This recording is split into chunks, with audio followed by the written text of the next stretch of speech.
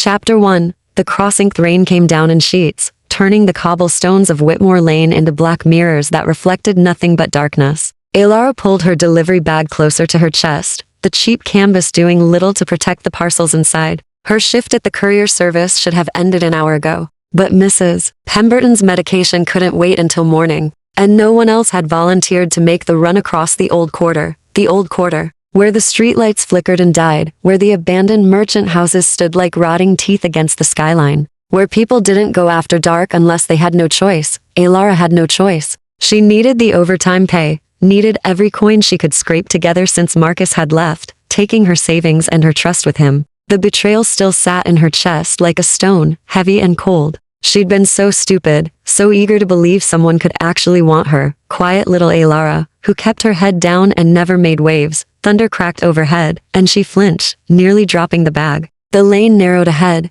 buildings leaning in like conspirators. A cat screamed somewhere in the darkness, and her pulse jumped. Get it together, she whispered to herself. 3 more blocks. The sound reached her, then a wet, dragging scrape, like something heavy being pulled across stone. It came from the alley to her left, barely visible in the failing light. Alara's instinct screamed at her to keep walking, to pretend she'd heard nothing. But the scraping stopped, replaced by a sound that made her blood freeze, a sob. Broken, desperate, human, her feet moved before her mind could catch up. She turned into the alley, fumbling for her phone, its weak light barely cutting through the rain. The beam found him halfway down, collapsed against the wall like a puppet with cut strings. Blood. So much blood. It pooled around him, running in dark rivulets between the cobblestones, mixing with the rain. His shirt, once white, now crimson, clung to a body that shouldn't have been moving, shouldn't have been breathing. But his chest rose and fell in shallow, rattling gasps. Oh, God, Alara breathed. Her training from the first aid course she'd taken last year flickered through her panic. Assess.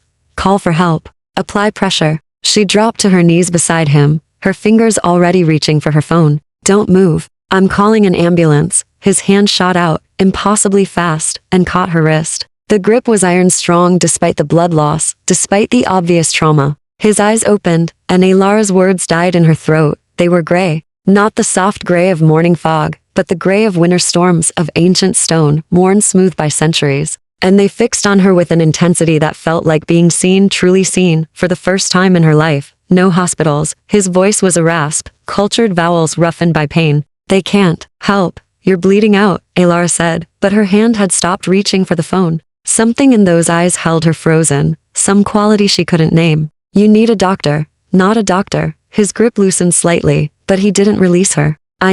He trailed off, his gaze moving to her throat, then away, as if the effort cost him time. Somewhere safe. Away from them.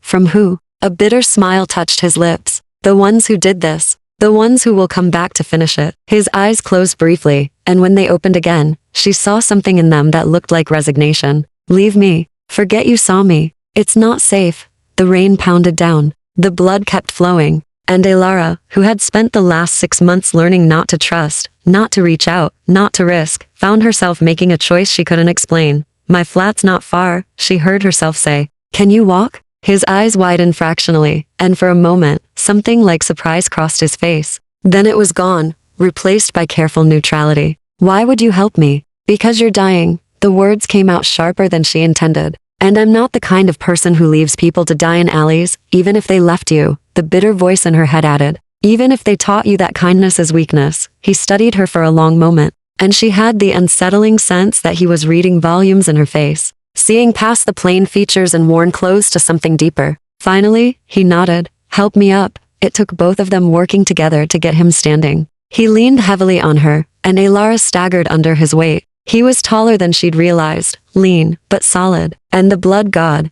There was so much blood. His coat hung in tatters, revealing wounds that should have been mortal. Were mortal, by any reasonable assessment. But he was walking. Slowly, painfully, but walking. They made it 3 steps before he stopped, his body going rigid. What? Alara started to ask. Quiet. The word was barely a breath. His head turned slightly, like an animal sending the wind. They're close. Alara heard nothing but rain and distant traffic. But the fear in his voice was real, and it sparked an answering terror in her chest. Come on, she whispered, pulling him forward. We're almost there. They stumbled out of the alley together, 2 figures in the rain-dark street, and Alara felt the world tilt beneath her feet. She didn't know it yet, but in choosing to help this bleeding stranger, she had just stepped off the edge of everything she'd ever known. Behind them, in the shadows they'd left, something moved, something watched, something smiled. Chapter 2. Sanctuary. Ilara's flat was a fourth-floor walk-up in a building that had seen better decades. By the time they reached the second landing, the stranger's breathing had turned ragged,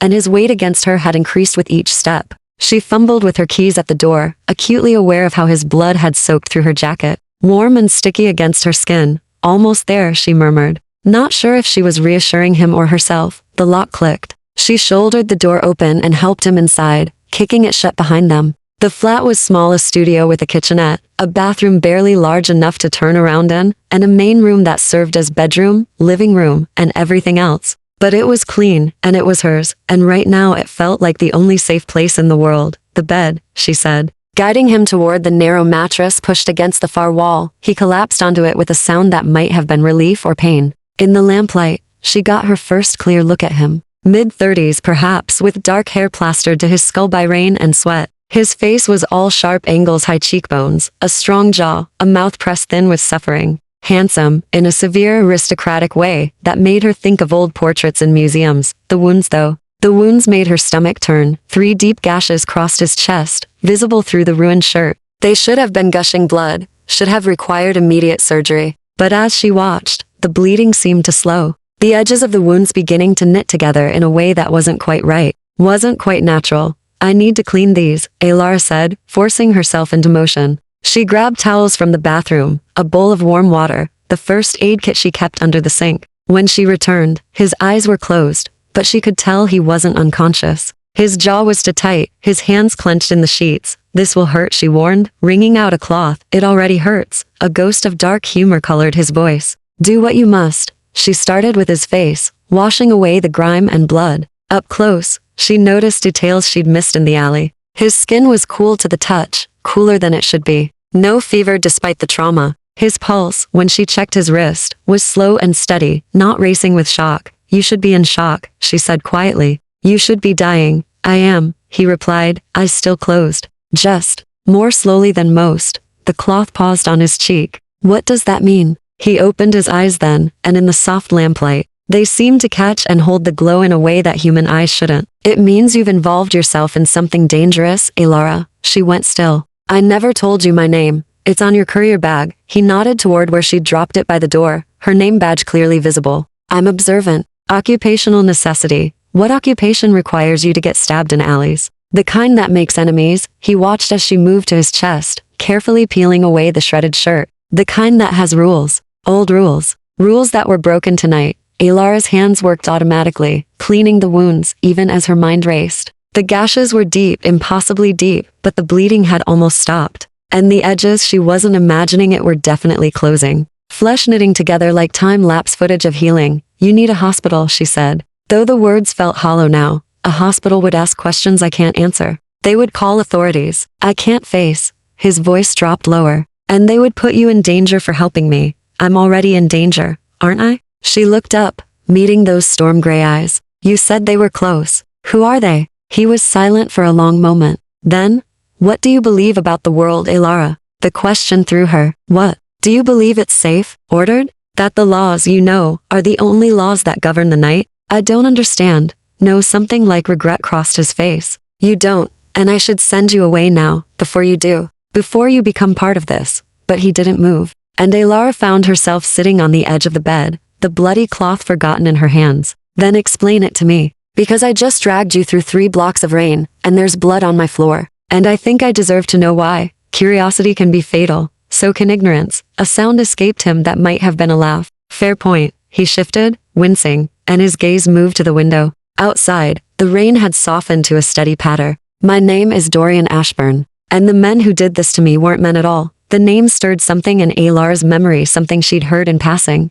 In whispered conversations in the old quarter. In stories dismissed as superstition. Ashburn, one of the old families. The ones who owned half the city's historic district, who never seemed to age. Who were never seen during the day. That's impossible, she whispered. Is it? Dorian's eyes found hers again. Look at me, Ilara. Really, look. My wounds are healing in front of you. My heart beats once for every 3 years. I haven't eaten food in 200 years, 200 years. The words hung in the air like smoke. There are older things in this city than brick and mortar, he continued, his voice soft but steady. Older laws than the ones written in your courtrooms. We've always been here, living in the spaces between your world and the dark. Most of us honor the treaties, keep the balance. But some, his expression hardened, some want the old ways back. Blood and terror and absolute dominion. Alara's hands had started shaking. She set down the cloth, tucked her hands between her knees. Why are you telling me this? Because you deserve the truth. Because you saved my life, and that creates a debt.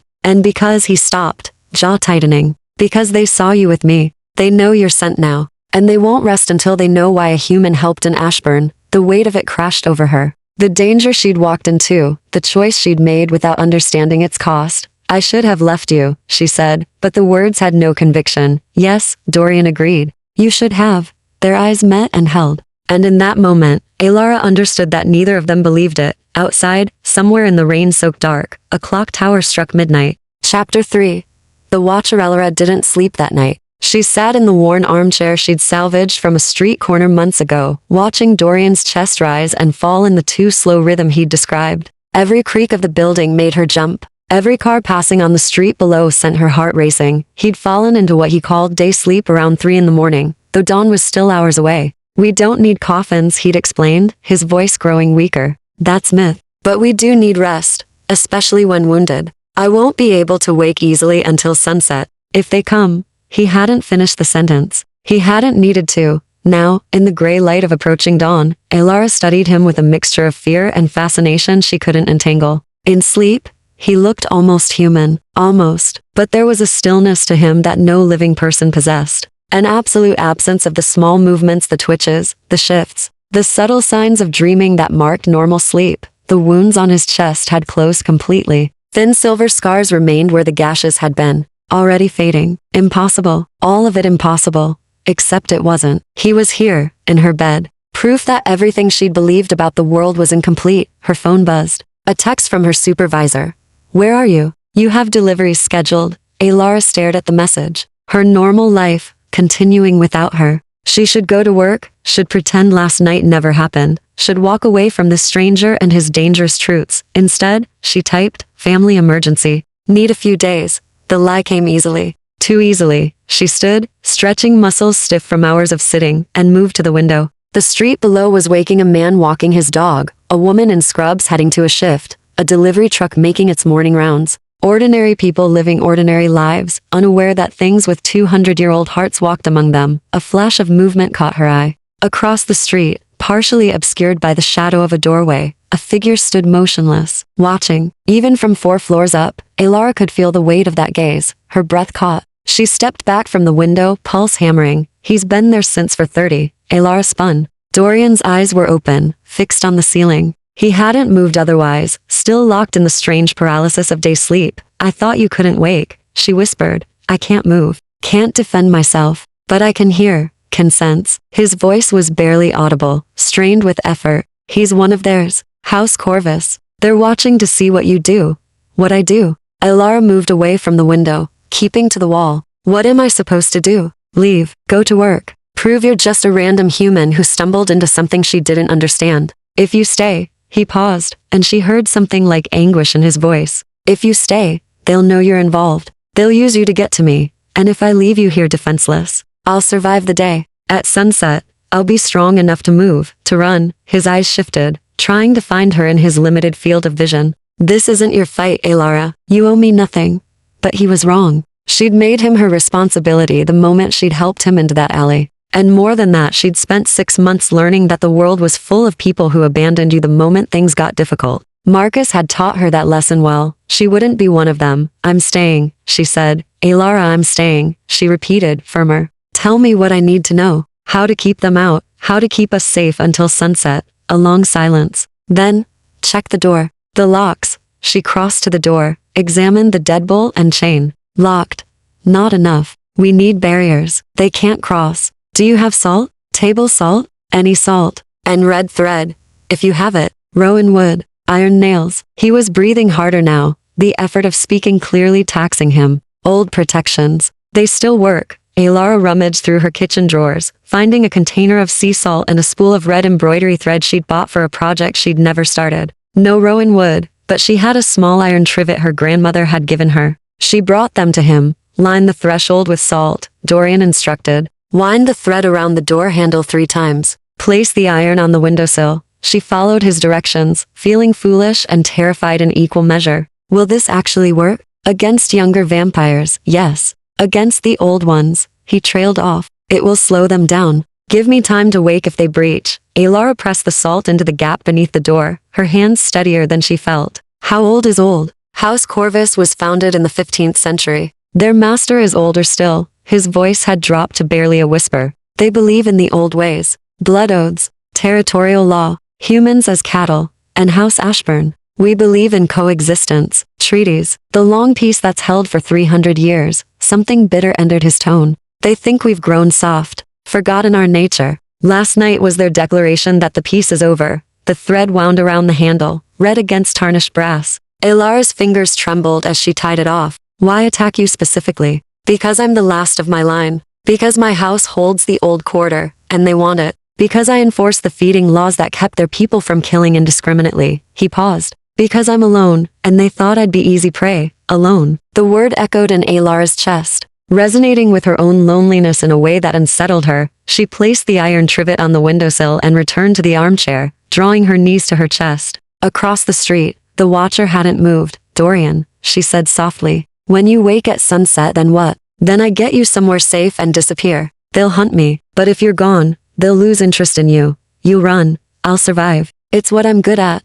There was centuries of weariness in those words. I've survived worse than House Corvus. Alara looked at him, this ancient creature trapped in motionless vulnerability, alone despite his long years, fighting a war he seemed resigned to lose. She thought of Marcus, of how quickly he'd run when things got complicated, of her own instinct to make herself small, invisible, safe. Maybe that's what had drawn her to Dorian in that alley. The recognition of another person who'd learned that survival meant solitude. What if you didn't run? She heard herself ask. His eyes found hers, storm gray and infinitely old. What if you fought back? Outside, the watcher smiled. Chapter 4. Threads of trusty day crawled by with agonizing slowness. Alara kept the curtains drawn, moving through her flat like a ghost in her own space. She made tea she didn't drink, picked up a book she couldn't focus on, checked the door locks compulsively. The watcher across the street never moved. A statue in human form that made her skin crawl every time she dared peek through the curtains. Around noon, she forced herself to eat something crackers and cheese that tasted like cardboard.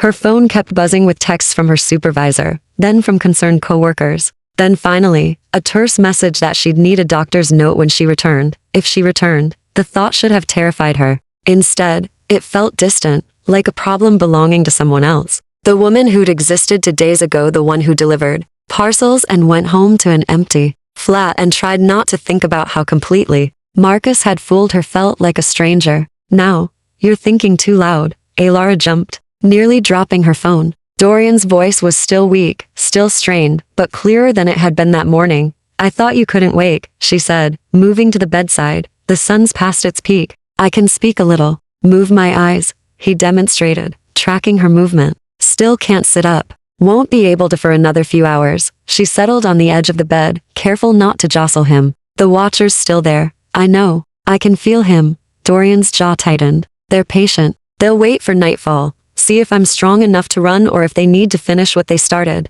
And if you're not strong enough, then you run, and I hold them off as long as I can. He said it matter-of-factly, as if discussing the weather. That's not a plan, Alara said sharply. That's suicide. I'm already dead, technically. A wry twist of his mouth. Have been for quite some time. Don't. The word came out harder than she'd intended. Don't make jokes about it. He studied her, something shifting in his expression. You're afraid for me. Of course I am. They tried to kill you once. No, he interrupted gently. Not afraid of what might happen to me. Afraid for me. There's a difference. Alara looked away, uncomfortable with how easily he read her. I don't want to watch another person walk away, even if it's to save themselves. The silence stretched between them. When she finally glanced back, Dorian's eyes held something she couldn't quite name. Recognition, maybe. Understanding. Someone left you, he said quietly. It wasn't a question. Someone always leaves. She picked at a thread on her sleeve. That's just how it works, isn't it? You trust someone, let them in, and eventually they realize you're not worth the trouble.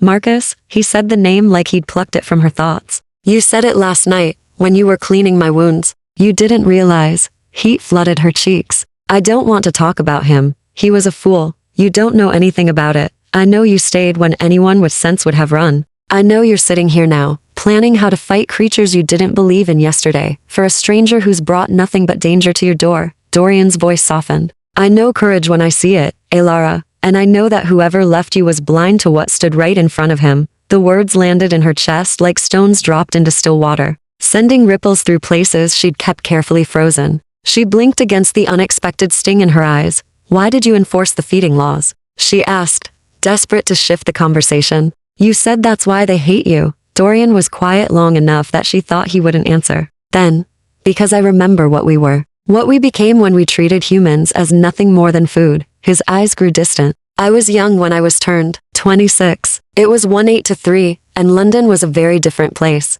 We hunted openly then, in the poorer districts where no one would notice a few missing bodies. I thought it was natural. Our right as apex predators. He paused, and Elara waited, barely breathing. Then I killed a girl. She couldn't have been more than 16. I drained her in an alley behind a factory, and when I was done, I saw she was still clutching a loaf of bread. Stale bread she'd probably stolen to feed her family. His voice had gone hollow. Her eyes were still open. She looked surprised, like she couldn't believe the world could be that cruel. Elara reached out without thinking, her hand covering his where it lay motionless on the bed. His skin was cool but not cold, smooth as marble, but somehow alive beneath her touch. I spent the next 50 years learning everything I could about her. Margaret Townsend. She had 3 younger siblings, a mother dying of consumption. She'd worked at the factory since she was 11. His fingers twitched beneath hers, the only movement he could manage. They all starved within the year. Because I was hungry. Because I didn't think her life mattered. That's why you want the peace, Elara said softly. Why you fight for the treaties, every law I've enforced, every vampire I've punished for unauthorized feeding, every protection I've put in place, it's all for her.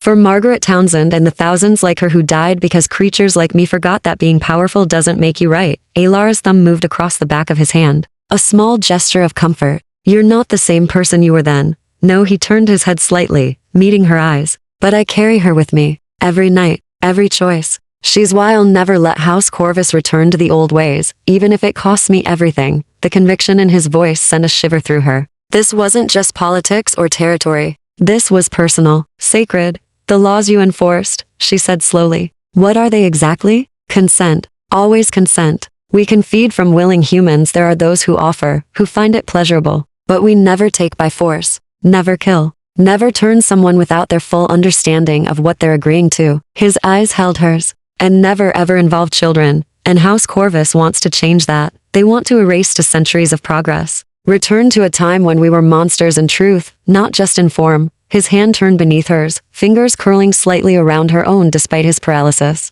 If they win, hundreds will die. Maybe thousands. Before your authorities even realize what's happening. The weight of it settled over Elara like a shroud. This wasn't just about Dorian's survival. It was about protecting people who didn't even know they needed protection. Then we don't let them win, she said. Dorian's eyes widened fractionally. Elara, you asked what I believe about the world. I believe people like House Corvus have always existed, predators who think power gives them the right to hurt others. And I believe they only win when good people do nothing. She squeezed his hand. I'm done doing nothing. For a long moment, Dorian simply stared at her. Then slowly, something like wonder crossed his ancient face. You're extraordinary, he whispered. Outside, the sun began its descent toward the horizon. And across the street, the watchers shifted, preparing. Chapter 5. The Siga sunset came like a held breath, releasing. Elara watched from behind the curtain as the sky bled from gray to amber to deep purple. The watcher across the street tilted his head back, as if sending the air, and then he moved, not toward her building.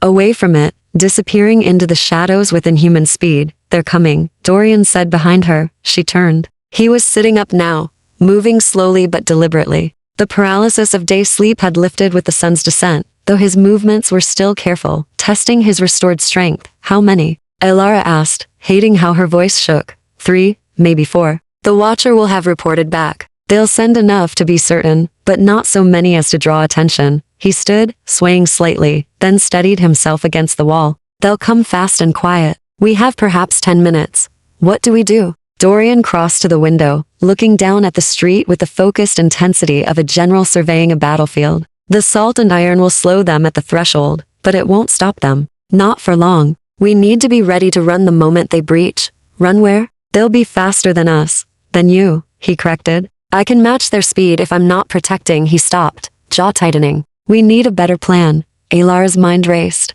The building had a fire escape, but it led down to an alley with only one exit. The front door opened onto a street with nowhere to hide. They were trapped, and Dorian was still weakened, still recovering. Then her eyes fell on the gas stove in her kitchenette. Can they burn? She asked. Dorian turned to her. Yes, fire is one of the few things that can kill us permanently. Why? Because I have a plan. But you're not going to like it. She was right. He didn't like it. Absolutely not, Dorian said flatly. You're not using yourself as bait. It's the only way. Ilara was already moving, gathering what she needed: dish soap, cooking oil, the cheap vodka she'd bought months ago and never opened. You hide in the bathroom. They come in, see me alone, think you've already fled. They get close. I throw this. She held up a glass bottle now filled with oil and vodka, a strip of cloth stuffed in the top, and you come out fighting while they're distracted. And if you miss? If they're faster than you expect? Then you save me. She met his eyes. You said it yourself, you're strong enough to match their speed now. And they won't expect resistance from a human. That's our advantage. Dorian stared at her like she'd lost her mind. Maybe she had. 2 days ago, she'd been afraid to ask for a raise. Now she was planning to fight vampires with a homemade firebomb. I can't let you risk yourself. For me, he said quietly. Good thing it's not your choice. Alar's hands moved with surprising steadiness, preparing to more bottles. This is my home, my city. People I'll never meet are depending on us stopping House Corvus. She looked up. And you're not alone anymore, Dorian. So stop acting like you have to be. Something cracked in his carefully controlled expression. For a moment, she saw past the centuries of isolation to the man beneath, lost, grateful, terrified of hoping. If anything happens to you, he started. It won't. We're going to survive this. She forced confidence into her voice she didn't quite feel. Now get in the bathroom before they arrive. And Dorian? She touched his arm briefly. Trust me. He caught her hand, held it for a heartbeat. His skin had warmed since sunset, the blood he'd taken from his own reserves bringing color back to his face. I do. That's what frightens me. Then he was moving, disappearing into the bathroom with preternatural silence. The door closed to a crack, leaving him hidden but able to see. Alara positioned herself near the kitchenette, the bottles within reach, a lighter clutched in her sweating palm. Her heart hammered against her ribs. Every second felt like an hour. The first sign was the smell, something wrong, like meat left too long in the sun. Then the temperature in the room dropped, her breath misting in the suddenly frigid air. The deadbolt clicked open. Alara's stomach lurched. She hadn't heard anyone at the door, hadn't heard the lock being picked. It simply opened, the chain falling away as if it had never been fastened. The salt line hissed and steamed where the door crossed it. 3 figures entered. 2 men and a woman, all beautiful in the unsettling way of predators mimicking human form. Too perfect, too graceful to still. They wore expensive clothes that looked wrong on them, like costumes rather than choices. The woman led, tall, pale, with hair like spilled ink and eyes that caught the lamplight like a cat's. She smiled when she saw Alara, showing teeth to white and to sharp. Well, she purred, her accent placing her somewhere in Eastern Europe centuries ago. The little savior. We've been so curious about you. Alara forced herself to stay still, to look frightened, but not ready to fight. I don't know what you want, liar. The woman moved closer, inhumanly fluid. You reek of Ashburn blood. You sheltered him. Fed him, perhaps? Her nostrils flared. No.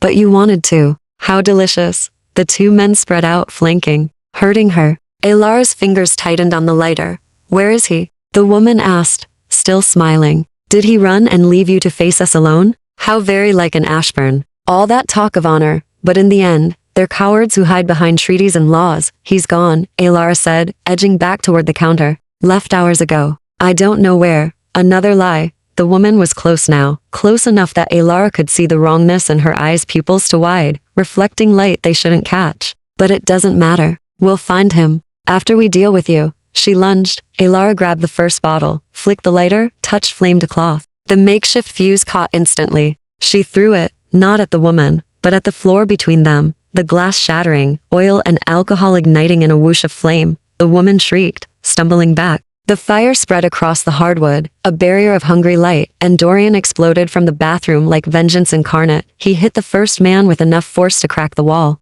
moving too fast for Alara's eyes to track. The second man turned toward him, and Alara threw another bottle, catching him in the chest. Fire bloomed across expensive fabric. The woman hissed something in a language Alara didn't recognize. Her face had changed, the beautiful mask slipping to reveal something ancient and furious beneath. Big mistake, little girl, she snarled, and the real fight began. Chapter 6. The Phallauchias erupted in the small flat. The burning man screamed a sound that shouldn't have come from a human throat and threw himself toward the window. Glass shattered as he crashed through it, disappearing into the night, trailing flames and smoke. Dorian grappled with the first man, their movements a blur of inhuman speed. They slammed into furniture, splintering wood, denting walls. The man's fist connected with Dorian's jaw with a crack like breaking stone, but Dorian didn't falter. His hand shot out, catching his opponent's throat, and squeezed. The woman circled the fire, her eyes locked on Alara with predatory focus. You think flame will save you? She leaped over the burning barrier in a single fluid motion, landing between Alara and the counter. Too close. Too fast. Alara's hand closed around the kitchen knife she'd placed there, the blade pitifully small against a creature that had survived centuries. But she didn't hesitate. She slashed upward, aiming for the woman's face. The vampire caught her wrist mid-strike. Grip like iron. Brave, she hissed. But stupid. Pain exploded through Alara's arm as the woman twisted, forcing her to her knees. The knife clattered away. Through the haze of agony, Alara heard Dorian roar a sound of pure fury, but he was still locked in combat. Unable to reach her, the woman's other hand tangled in Alara's hair, yanking her head back, exposing her throat. Let's see if Ashburn comes for you fast enough. Fangs descended toward her neck. Alara's free hand found the last bottle. No time to light it. She swung it like a club, glass connecting with the vampire's temple. The bottle shattered, vodka and oil splashing across both of them. The woman shrieked, releasing her, hands going to her face. The alcohol burned in her eyes, blinding her temporarily. Alara, down. Dorian's voice. She dropped flat. Something heavy sailed over her, the first man's body, thrown with devastating force. He collided with the woman, both of them crashing into the wall hard enough to crack plaster. Then Dorian was there, hauling Alara to her feet. Run, now. They ran, down the stairs, taking them three at a time, Dorian's hand locked around hers. Behind them, crashes and inhuman screams echoed through the building. Other apartment doors stayed firmly closed. Neighbors who'd learned long ago not to investigate strange noises in the night, they burst out into the street. Cold air hit Alara's face, carrying the scent of rain and exhaust and blood. Her blood, she realized distantly. The woman's nails had torn her arm, leaving deep gouges that throbbed with each heartbeat. This way, Dorian pulled her into an alley, then another. Moving through the maze of the old quarter with the certainty of someone who'd walked these streets for centuries. They ran until Alara's lungs burned, until her legs threatened to give out, until the sounds of pursuit faded behind them. Finally, Dorian stopped in a narrow courtyard surrounded by abandoned warehouses. Alara collapsed against a wall, gasping, her injured arm clutched to her chest. Let me see, Dorian said, already reaching for her. I'm fine, you're bleeding. Let me see. His hands were gentle despite their strength, carefully peeling her fingers away from the wound. In the dim light from a distant street lamp, the gouges looked worse than they felt, deep crescents where the vampire's nails had torn through skin. Dorian's face went very still, his eyes fixed on the blood welling from the cuts, and for a moment, something hungry flickered in their depths. His nostrils flared, then he closed his eyes, jaw clenching, and the moment passed. I need to bind this, he said, his voice strained. He stripped off his ruined shirt, the one she'd tried to clean the night before, and tore it into strips with effortless strength. It's not deep enough to need stitches, but it needs pressure. You're hurt worse than I am, Alara protested, noticing fresh bruises blooming across his torso. A split in his lip where the other vampire had struck him. I'll heal by morning. You won't. He wound the makeshift bandage around her arm, his touch careful, almost tender. You were incredible back there. Stupid but incredible. I told you the plan would work. You threw a bottle at a vampire's head. That's not a plan, that's improvisation bordering on suicide. But there was something almost like admiration in his voice. Where did you learn to fight like that? I didn't. Alara trailed off, watching his hands work. They were steady now, all trace of that earlier hunger gone. I just couldn't let her kill you. Dorian's hands stilled. He looked up, and in his ancient eyes she saw something raw and unguarded. Why? You barely know me. I know enough. She held his gaze. I know you've spent 200 years trying to atone for one mistake. I know you enforce laws that protect people who'll never know your name. I know you didn't run when you could have, didn't leave me to face them alone. She paused. I know you're not the monster you think you are. Alara, his voice cracked on her name. They were going to kill you, she continued, needing him to understand. And all I could think was that the world can't afford to lose people like you. People who actually care about doing the right thing, even when it costs them everything. Dorian's hand came up, cupping her cheek with a gentleness that belied his strength. His thumb brushed away blood, hers or his. She couldn't tell. You barely know me, he repeated, but softer now, like a prayer or a confession. Then tell me more. Alara leaned into his touch without meaning to. We have time, don't we? Before they find us again? Not much. He glanced over his shoulder at the empty courtyard. They'll regroup, track us by scent. We have maybe an hour before they pick up our trail. Then use it. Help me understand. She caught his wrist, keeping his hand against her face. What is House Corvus really after? Why is this worth dying for? Dorian was quiet for a long moment. Then he lowered his hand, settling beside her against the wall, close enough that their shoulders touched, that she could feel the unnatural coolness of his skin through her jacket. It's not just territory or feeding rights, he said finally. Those are excuses. What House Corvus really wants is war. They believe vampires should rule openly, take what we want without hiding behind treaties. They think the peace has made us weak, dependent on human tolerance. And if they start that war, thousands die. Maybe hundreds of thousands before your militaries adapt, before they understand what they're fighting. And even then, he shook his head. We're hard to kill. Bullets slow us down, but don't stop us. By the time humanity mounts an effective defense, cities could burn. Alara processed this, the scope of it making her dizzy. So stopping them stops the war. Stopping me stops the war. I'm the last voice in the council advocating for peace. If I fall, House Corvus convinces the other houses that the old ways are better. That humans are prey, not partners. His hand found hers in the darkness. That's why they want me dead. Their fingers intertwined. Human warmth and vampire cool. Then we make sure you don't fall, Alara said simply. Dorian's laugh was broken, disbelieving. Against House Corvus? Against vampires who've spent centuries perfecting the art of killing? With what army? With me. She squeezed his hand. And with whatever allies you have left. You can't be the only one who wants peace. He turned to look at her fully. In the shadows, his eyes caught light that shouldn't exist, reflecting it back like mirrors. Inhuman, beautiful. You really believe we can win, he said, wonder threading through his voice. I believe we have to try. Somewhere in the distance, a dog barked. A siren wailed. The ordinary sounds of a city that had no idea it stood on the edge of catastrophe. Dorian lifted their joined hands, pressed his lips to her scraped knuckles. The gesture was old-fashioned, courtly, and it sent electricity racing up her spine. Then I'll teach you what you need to know, he said against her skin. About us, our laws, our weaknesses, everything that might keep you alive. Starting now? Starting now, he released her hand, though the loss of contact felt like cold water. Lesson 1. Vampire politics are brutal, Byzantine, and based entirely on blood oaths and ancient grudges. Lesson 2.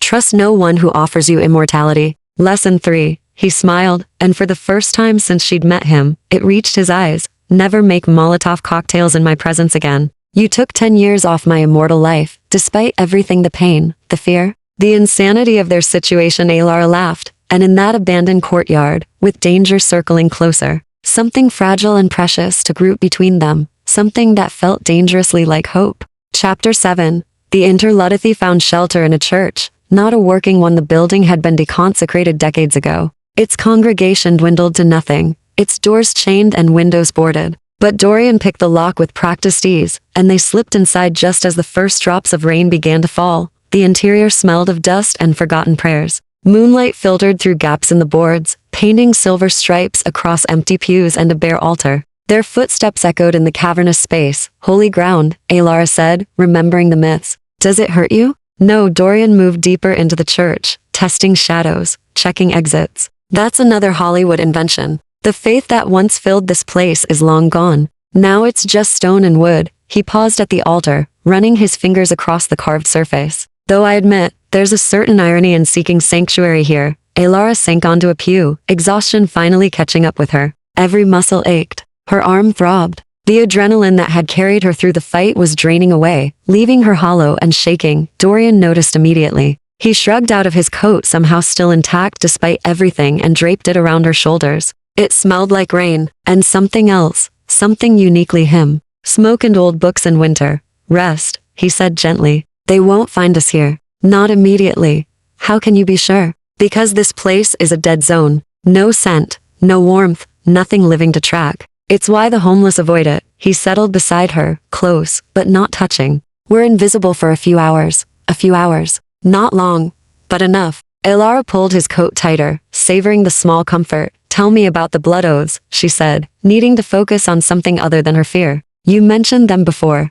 Dorian leaned back, his eyes distant. They're binding contracts, made in blood and witnessed by the council. Once sworn, they can't be broken without severe consequences. What kind of consequences? Death, madness, the loss of what makes us, us. He turned to look at her. A vampire who breaks a blood oath becomes feral. No thought, no control, just endless hunger. We call them the Forsaken. Elara shivered. Have you ever sworn one? 3 times. He held up fingers. Once to my maker, binding me to House Ashburn. Once to the council, swearing to uphold the peace. And once, he lowered his hand. Once, to someone I loved. A long time ago. The words hung in the air between them. Elara felt a strange pang in her chest, jealousy, maybe, which was absurd. She had no claim on this man, this creature who'd lived lifetimes before she was born. What happened? She asked quietly. She died. Simple words, but weighted with centuries of grief. Cholera. 1854. I could have turned her, saved her, but she refused. She said she'd rather have one human lifetime with me than an eternity as a monster. She didn't think you were a monster. No, a sad smile touched his lips. She thought I was redeemable. That loving me would be enough to keep the darkness at bay. He paused. She was wrong. After she died, I spent 50 years proving just how monstrous I could be. Drinking, fighting, feeding without care. The council nearly executed me for the laws I broke, but they didn't. No, they gave me a choice, serve the peace or face the dawn. He looked at his hands, as if seeing old blood on them. I chose service, penance, 200 years of enforcing the very laws I'd violated. Elara reached out, covering his hand with hers. She'd be proud of who you became. Dorian's fingers curled around hers, desperate and careful all at once. You can't know that. I know you became someone worth saving. Someone worth fighting for. She met his eyes. That has to count for something. He stared at her like she'd offered him absolution he didn't deserve, but desperately wanted. Then slowly, he lifted her hand to his lips again, pressing a kiss to her palm this time. His mouth was cool against her skin, sending shivers up her arm. That had nothing to do with temperature. Your turn, he said, voice rough. Tell me about Marcus. Elara tensed. There's not much to tell, liar, but he said it gently without accusation. You carry his betrayal like a wound that never healed. She tried to pull her hand back. He let her, but the loss of contact left her feeling strangely bereft. He was a coworker, she said finally. Charming, attentive. He made me feel seen for the first time in my life. Like I mattered. She laughed bitterly. Turns out he just needed somewhere to stay rent-free while he drained my savings account. How long? 6 months. By the time I realized what was happening, he'd taken everything. My money, my grandmother's jewelry, my ability to trust. She looked at the shadows playing across the church floor. I kept asking myself what I'd done wrong. Why? I wasn't enough to make him stay. Honestly, you did nothing wrong. Dorian's voice was fierce. His betrayal says everything about him and nothing about your worth. Easy to say. Harder to believe. Elara pulled his coat tighter. I spent months making myself smaller, quieter, trying not to need anyone. Trying not to be the kind of fool who gets used again. And then you found me in an alley, bleeding out, and threw all that careful distance away. I did, didn't I? She smiled despite herself. Guess I'm still a fool. No, Dorian shifted closer, his shoulder pressing against hers. You're brave. There's a difference. They sat in silence for a while, the rain picking up outside, drumming against the roof. Elara felt herself relaxing against him, drawn to his solidity, his unexpected gentleness. Teach me more, she said eventually. About your world. The things I'll need to know, Dorian considered. The houses are structured like medieval courts. Each has a master or mistress who rules absolutely. Below them are the inner circle vampires old enough and powerful enough to hold influence. Then the general population ranging from centuries-old veterans to fledglings, barely turned, and House Corvus. Ancient, ruthless, their mistress is Katerina Corvus, turned during the Byzantine Empire. She views humans the way a farmer views livestock, useful, but ultimately disposable. His jaw tightened. She's the one who ordered my death. The woman who attacked you tonight was probably one of her inner circle. Elara touched her bandaged arm absently. What about your house? You said you're the last Ashburn. Yes. My maker Lord Edward Ashburn was destroyed in 1916. German artillery shell, direct hit. Ironic way for a vampire to die. Dorian's voice went distant. The others fell over the years. War, accidents, the occasional duel. I inherited the title and territory by default. That must be lonely. It is. He looked at her, something vulnerable in his ancient eyes. though less so recently. Heat bloomed in Alar's chest. She should look away, should maintain the distance that would keep her safe. Instead, she found herself leaning closer. What happens at dawn? She asked. I sleep. You keep watch. We survive another day. He reached up, tucking a strand of hair behind her ear. His fingers lingered against her cheek. And we plan. Because House Corvus won't stop. They'll hunt us relentlessly until one of us is dead. Then we need allies. I have some. Other houses who support the peace, though they're too afraid of Corvus to act openly. There's also, he hesitated, there's a group of humans who know about us, who help maintain the balance. They might shelter you. Just me. Alara. You can't stay with me. It's too dangerous. We're not having this argument again. She cut him off firmly. I'm not leaving. Not until this is finished. You could die. So could you. She caught his hand, pressed it against her chest, where her heart beat steady and strong. Feel that? I'm alive, Dorian. And I choose to use that life helping you. You don't get to make that choice for me. He stared at where their hands joined, feeling the proof of her mortality, her fragility, her astounding courage. You're going to break my heart, he whispered. Only if you let me. The words hung between them, weighted with possibility. Dorian's thumb moved against her skin, tracing the rhythm of her pulse. His eyes had darkened, pupils wide, and Alara recognized the hunger there, not for blood, but for connection, for hope, for something he'd denied himself for decades. I don't know how to do this, he admitted. How to let someone in without destroying them. Then we learn together. Alara shifted, bringing their faces close. I don't know how to trust again. You don't know how to be trusted. Maybe that makes us perfect for each other, or perfectly doomed. Maybe, she smiled. But I'd rather be doomed trying, than safe and alone. Dorian's free hand came up to cup her face, his touch reverent. You're extraordinary, he said again. Like a prayer. So you've mentioned. I'll keep mentioning it until you believe it. And then, with a tenderness that stole her breath, he leaned forward and pressed his forehead against hers. Not a kiss, something more intimate than that. A sharing of space, of warmth, of the fragile trust building between them. They stayed like that as the rain fell and the night deepened. Two lonely souls finding shelter in each other. Outside, House Corvus hunted, but inside the forgotten church, something stronger than fear was growing, something that might just save them both. Chapter 8. The showdown. Dawn found them still huddled together in the abandoned church. Alara had dozed fitfully against Dorian's shoulder while he kept watch, his body going progressively stiller as the sun rose. By the time full daylight filtered through the boarded windows, he'd slipped into that unnerving, motionless state again, but his hand remained wrapped around hers. Alara extracted herself carefully, wincing at her stiff muscles. Her arm had stopped bleeding, the makeshift bandage crusted and dark. She needed water, food, a bathroom, all the mundane needs that didn't stop. Just because her world had turned inside out, she was exploring the back rooms, finding nothing but dust and mouse droppings when she heard it.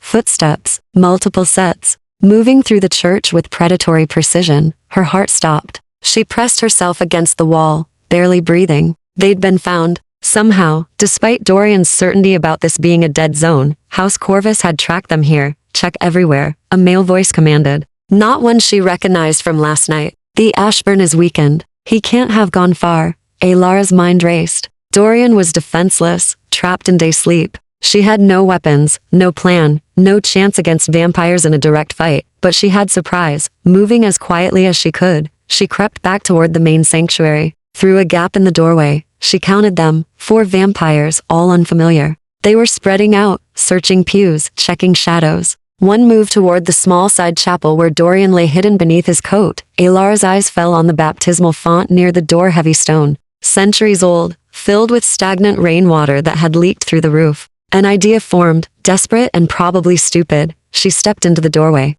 Looking for someone? 4 heads snapped toward her. The lead vampire, tall, with silver hair and eyes like chips of ice, smiled slowly. The little human. How convenient. I'm alone, Alara said, putting tremor into her voice that wasn't entirely feigned. He left me. Said I was a liability. Liar. But the vampire moved toward her, curious. Ashburn wouldn't abandon someone he'd claimed. I'm not claimed. I'm just someone who was stupid enough to help. Alara backed up, leading him away from the chapel. Please. I don't know anything. I just want to go home. Too late for that. He was close now, close enough that she could smell the wrongness of him. You've seen too much. Know too much. Katerina has decided you're a loose end that needs cutting. The other 3 were converging, boxing her in. Alara's hand found the edge of the baptismal font behind her. Any last words? The silver-haired vampire asked, almost kindly. Yes, Alara smiled grimly. Duck. She shoved the font with all her strength. It tipped, centuries of stagnant water cascading out in a wave.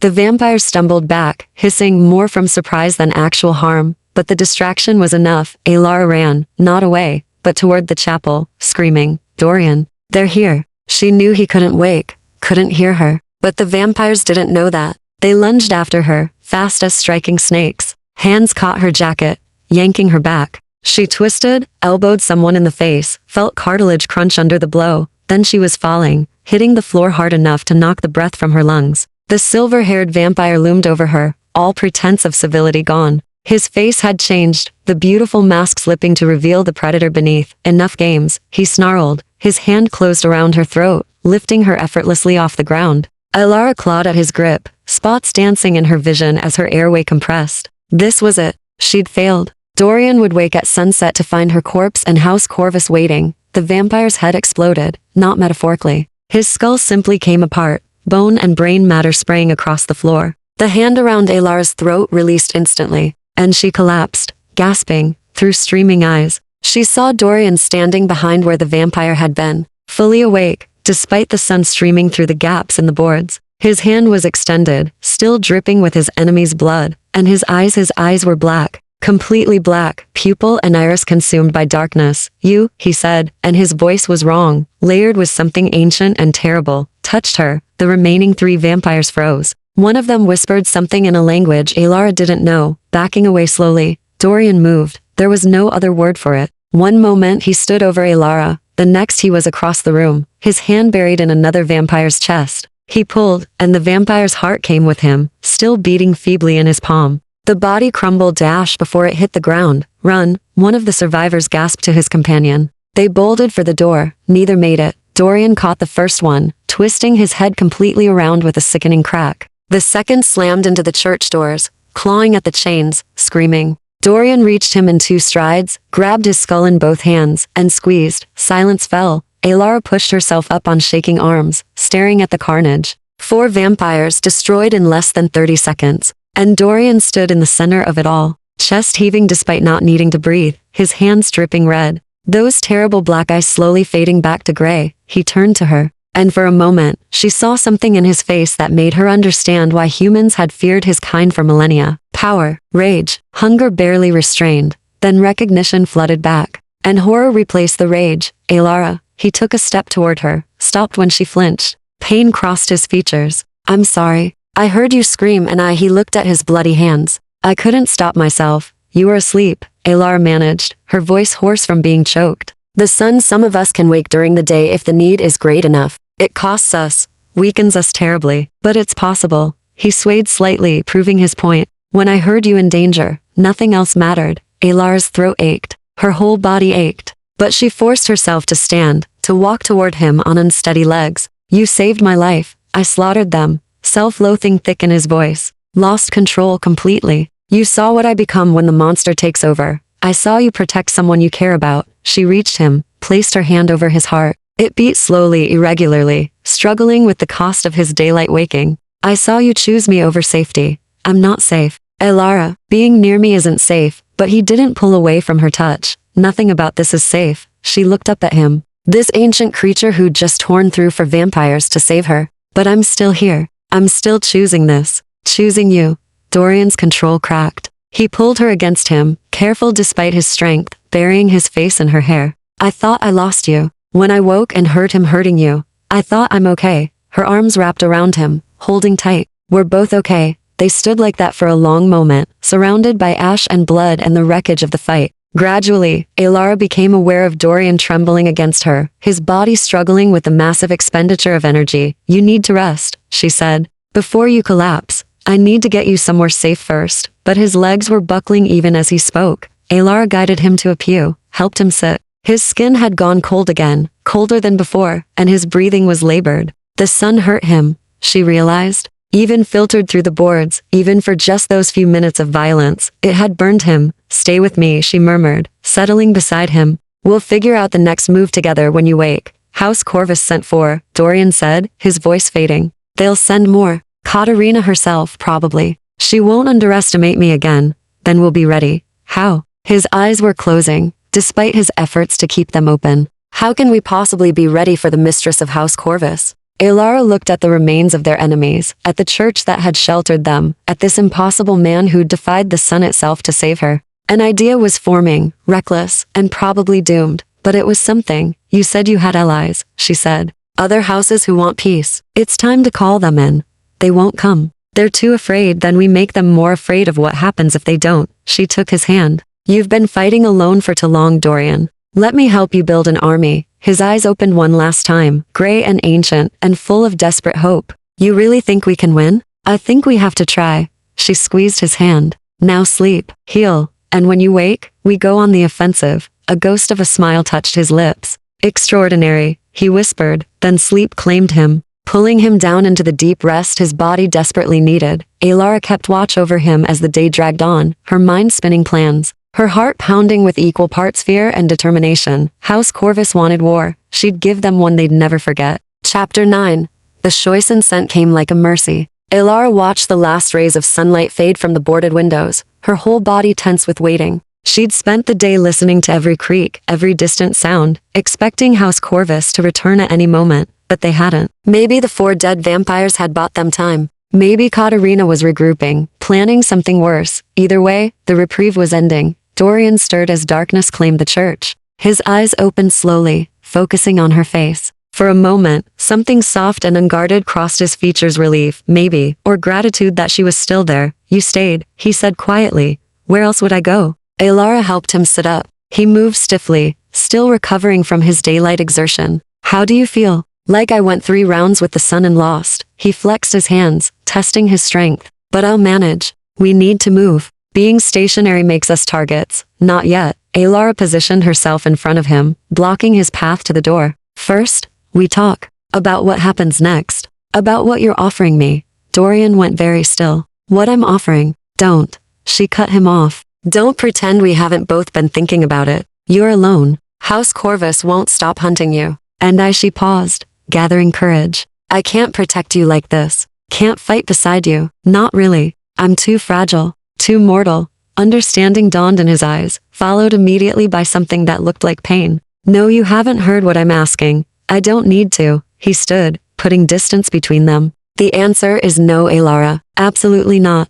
Why? She followed him. You said vampires can turn humans with consent. I'm giving it. Turn me. Make me strong enough to actually help instead of being a liability you have to protect. You're not a liability. I almost died today. Twice.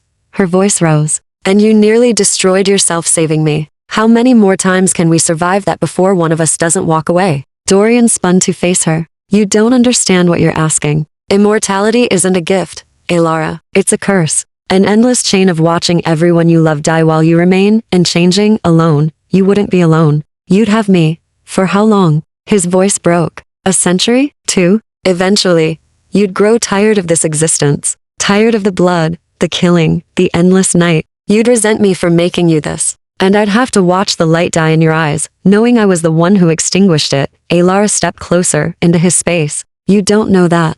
I do. I've seen it happen. Vampires who turn their lovers, thinking it will preserve what they have, only to watch that love curdle into hatred. He gripped her shoulders, not hard, but firm. I won't do that to you. I won't be responsible for destroying who you are.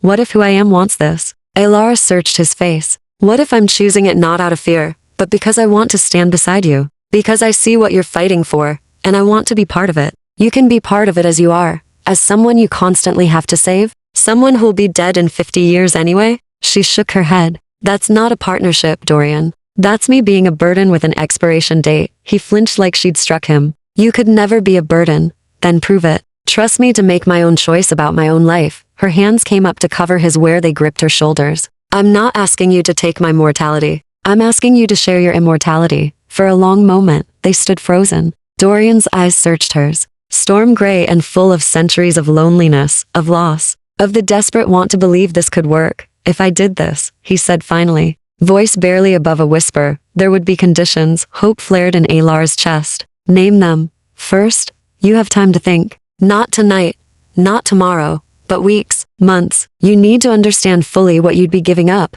I already second, he continued, overriding her protest. You meet other vampires. see what we really are when we're not playing at humanity. The boredom, the callousness, the way centuries erode empathy. You need to see the worst of us before choosing to become us. Alara nodded slowly. And third, Dorian's hands slid from her shoulders to cup her face, his touch achingly gentle. Third, you help me end this war first. Not as a vampire, but as yourself. As this extraordinary, brave, impossible human who threw Molotov cocktails at creatures who've survived centuries. His thumb brushed her cheek. If you still want immortality after that, if you've seen the darkness and still choose it, then I'll consider it. But not before. Not while you're running on adrenaline and fear. It wasn't agreement. But it wasn't rejection either. It was something more: respect for her agency, concern for her well-being. The kind of care that looked past desire to what she actually needed. You're infuriating, Alara said, but without heat. I'm practical. I've had 200 years to learn the cost of impulsive decisions. He leaned his forehead against hers, that gesture that was becoming theirs. Ask me again when this is over. When you've had time to live as yourself, to see if the life I'm offering is truly what you want. And if it is, he paused. If it is, I'll give you eternity. But I need to know it's real. Not desperation, not fear, but genuine choice. Alara's eyes burned with unshed tears. She'd expected argument, expected flat refusal. This careful consideration of her future, this insistence that she'd choose with full knowledge, it undid something in her chest. You're a good man. Dorian Ashburn, she whispered. I'm really not, but he smiled, sad and sweet. I'm just trying to be worthy of you. They stayed like that, breathing each other's air, until the moment stretched along and became something else. Alara felt the shift, the way Dorian's hands tightened slightly on her face. The way his eyes darkened with want. He wasn't bothering to hide anymore. We should go, he said. But didn't move. We should, Alara agreed. And didn't move either. His gaze dropped to her mouth. This is a terrible idea. Probably. We're being hunted.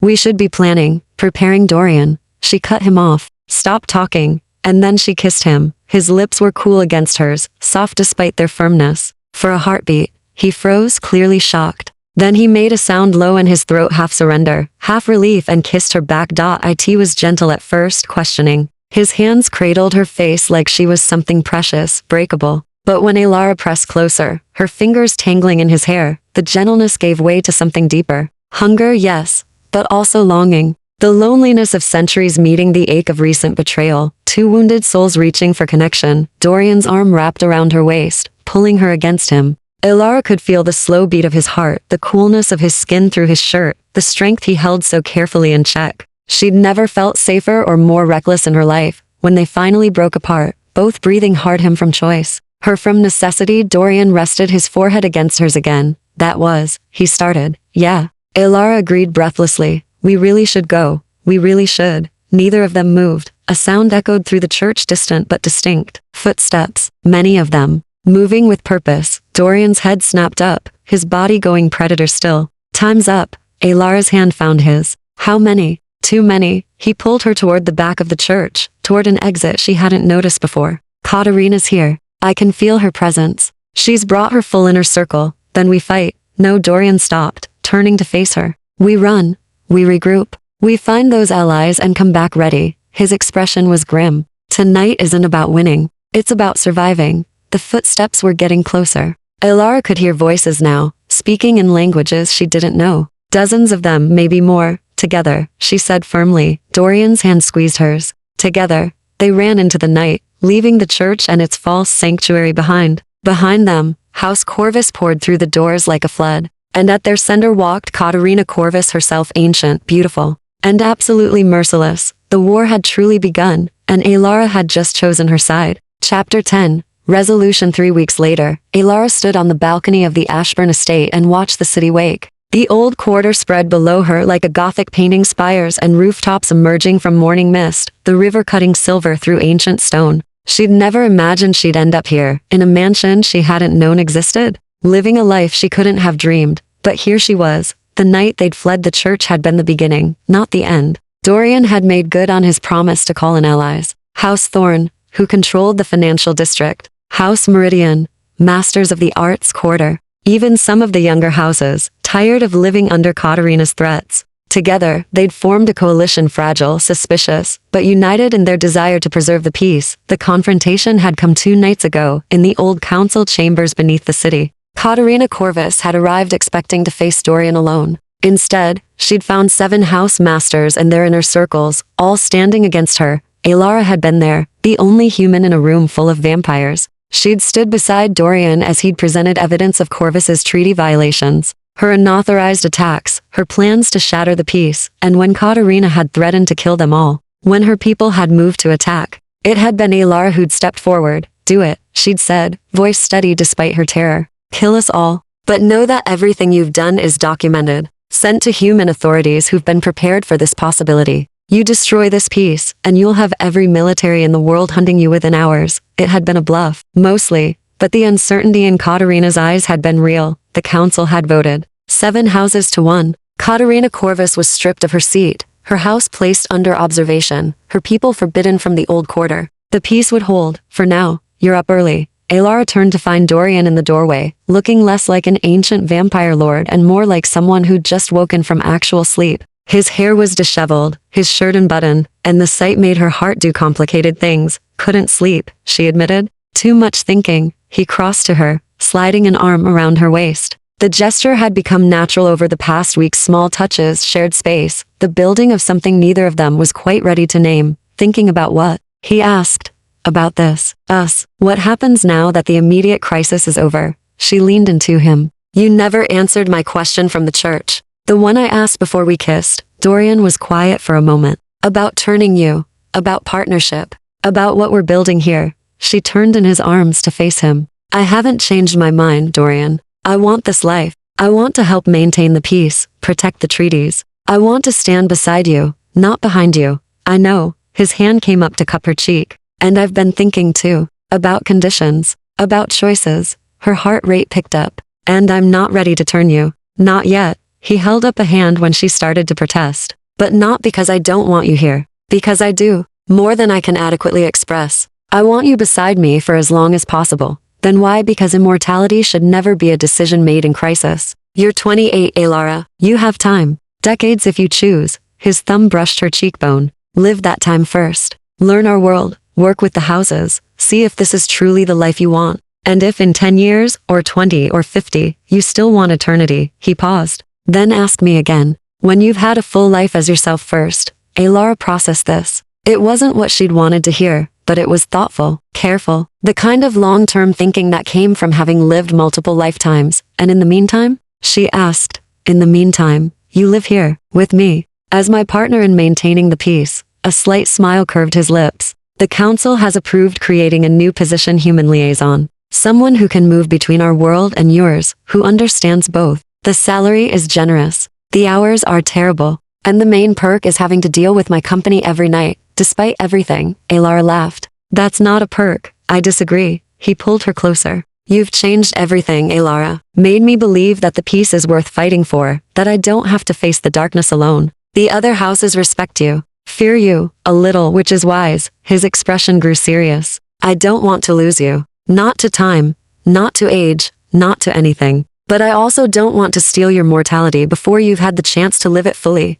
What if I don't want to wait decades? Then we negotiate. Like partners do." He leaned his forehead against hers in that gesture she loved. "Ask me again in 5 years. If you still want immortality, if you've seen the worst of us and still choose this, then I'll give you eternity. But let me have these years with you as you are. Human, warm, impossible. Let me memorize every moment before I change you into something else." Alara's throat tightened with emotion. This was love, she realized. Not the desperate, consuming kind Marcus had mimicked, but something deeper, patient, respectful of her autonomy, even while making his own desires clear. 5 years, she said. "And then we revisit this conversation." 5 years, he agreed. "And in the meantime, I'm your partner. Equal say in council decisions, full access to house resources, complete transparency." Agreed. "Though I reserve the right to occasionally be overprotective and annoying about your safety, and I reserve the right to throw improvised explosives at anyone who threatens you." Dorian laughed. The sound rich and genuine.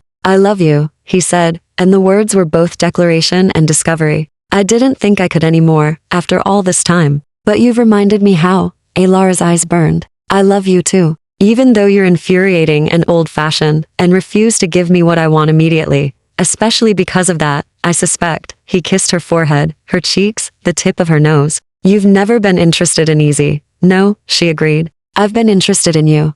They stood together as the sun climbed higher, warming the balcony. Dorian didn't flinch from it anymore, not in small doses, not with her beside him. The light caught in his gray eyes, turning them silver, and Alara thought about time. About having 5 years or 50 or 500. About choosing when and how to step into immortality, rather than having it thrust upon her in desperation. Maybe Dorian was right. Maybe she needed to live first, to build this new life, before deciding to transform it completely. Tell me about the houses, she said, settling against his chest. Everything I need to know for the council meeting tonight, and Dorian did, his voice a low rumble against her back, his arms solid around her. They talked strategy and politics and the delicate balance of vampire law. They planned and negotiated and built something new together, a partnership forged in blood and fire and impossible trust. Below them, the city continued its morning routine. Humans moved through their lives, unaware that the creatures they'd relegated to myth had been real all along. Unaware that a war had nearly broken out in their midst.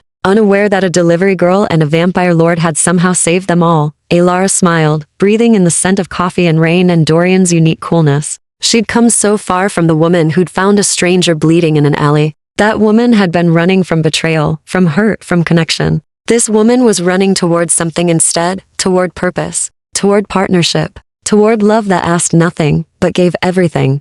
Ready to face the council? Dorian asked, pressing a kiss to her temple. Ready to face anything, Alara replied. As long as we're together. And as the sun climbed higher over the old quarter, illuminating a city balanced between two worlds, they stood together and watched the dawn, not an ending, a beginning. 6 months later, Alara adjusted her formal jacket, black silk, cut to move easily, with concealed pockets for the weapons she'd learned to carry, and surveyed the council chamber. Representatives from 9 houses filled the ancient hall, their ages ranging from decades to millennia. All of them watched her with varying degrees of curiosity and respect. She'd earned that respect. Treaty negotiations, conflict mediation, 3 near wars averted through diplomacy rather than violence. The human liaison position had become essential to maintaining the peace. Dorian stood beside her at the head of the table, his hand resting lightly on the small of her back. A gesture of support, of partnership. The council recognizes Alara Thorne, the mistress of House Meridian, said formally. Alara stepped forward, the name still strange to her ears. She'd taken Dorian's house name 3 months ago, a symbolic joining that meant everything in vampire politics. Not marriage, not yet, but a promise of futures intertwined. I've received reports from our human contacts, she began, her voice carrying easily through the chamber. There are stirrings. Rumors of vampires operating outside treaty bounds in the Northern Territories. Nothing confirmed, but enough smoke to concern me, the houses murmured. Dorian's hand tightened briefly against her back. Support, not control. I propose we send observers, Alara continued. Human and vampire pairs. Investigate quietly, address violations before they become crises. Show that the peace has teeth. And if we find treaty breakers? Someone asked. Alara's smile was sharp. Then we remind them why the old ways ended. Together. The vote was unanimous. Later, in the privacy of their quarters, Dorian pulled her into his arms. You are magnificent. I'm learning from the best. She kissed him softly. Though I still think we should have taken a harder line on later, he murmured against her lips. Right now, I just want to hold you. So she let him. Let herself be held by someone who'd waited centuries for connection. Who valued her thoughts as much as her presence, who'd promised her eternity, but insisted she live first. 4.5 years left, she thought. 4.5 years before she'd ask again, before she'd make the choice to step fully into his world. But tonight, she was exactly where she needed to be, human and alive and impossibly wonderfully loved.